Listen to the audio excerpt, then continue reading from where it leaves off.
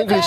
Okay, how are you? I'm good. Are you good? I'm good. Okay. Niambieni. Turudi kwetu bwana mwenyekiti. Mwenyekiti, pole kwa haya matokeo ambayo umeyapata kwa siku ya leo. Tulivyozungumza kabla ni tofauti na hiki ambacho kimekuja kwa hili. Tuambie kile ambacho kimewaangusha siku ya leo. Kwanza tumshukuru Mwenyezi Mungu na lazima tukubaliane na matokeo yalivyokuwa. Haikuwa siku nzuri kwetu kwenye vitu vingi ndani ya pitch, lakini mwisho wa siku lazima ukubali kwamba bahati mimi naamini imeangukia Azam FC leo. Tumecheza vizuri, composure ilikuwa ya hali ya juu, lakini bahati ndogo ambayo wao imeangukia tena kwenye extra time.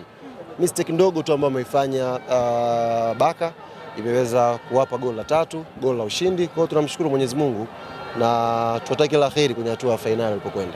Ni kama kulikuwa kuna kukata tamaa hivi kadri ambavyo muda ulikuwa unazidi kwenda kwa mashabiki pia, lakini kwa wachezaji. Concentration ya Azam ukiangalia walikuwa wanahitaji kwenda kwenye penalty kwa sababu walikuwa pungufu uwanjani.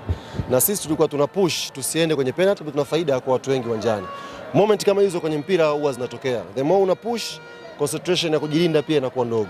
Kwa ule mpira ukiangalia ilikuwa ni 50-50 na bahati mbaya Baka ni mara chache sana anafanya makosa namna ile. Kwa hiyo ni bahati mbaya unaweza kusema amecommit kosa ambalo limehukumu season yetu kwenye CRDB Federation Cup na amekuwa ni kipigo cha kwanza baada ya misimu 5 ambao tumeshiriki. Kwa hiyo ni wakati wa kuumia, lakini very proud na success yetu ambao tumepatia kwenye mashindano haya for 5 years ambao tumefunga mchezo wa kwanza, mchezo wa nusu finali.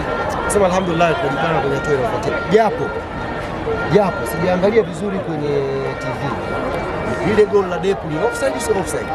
Yaani nina mashaka makubwa kweli. Kama nyinyi mtaenda kureview mtatuambia na sisi kama Mohamed Mkono alihukumu sahihi. Mimi hapa jukwani sikumuona Depu kama yuko kwenye eneo la kupotea. Nimeona ametoka nyuma ya yule Twalibu nafikiri akaenda kafunga ile goal. Sina uhakika, lakini kama alikuwa kwenye eneo halali na mwamuzi kahukumu offside basi ametukosea sana. Lakini najipa muda kidogo tuka review hiyo. Na vipi kama ikiwa ni haikuwa offside kama ambavyo sasa tunachoweza kubadili zaidi ya wao tu kuendelea kuongeza umakini, kwa sababu kwenye semi final unapotengeneza kosa moja kama hilo linaweza kuwa na hatima tofauti. If tungeshinda maana yake tulikuwa tumeshinda mchezo. Kwa hiyo ni jambo hatuwezi kurekebisha, ni kiasi cha wao kwenda tu kuangalia kama kuna sehemu paiteleza wakaboresha na wao, lakini alhamdulillah tunakwenda Zanzibar. Na mechi nyingine na Azam, yani tunaondoka kesho hapa, tunakwenda kwenye Zanzibar ligi kuu ya NBC. Kwa hiyo tumepoteza leo, maana tumeangusha kombe la CRDB. Nao akili nguvu tukaiweke kwenye ligi, tukashinde mchezo wa Zanzibar tuweze kumaliza na ubingwa wetu inshallah. Asante.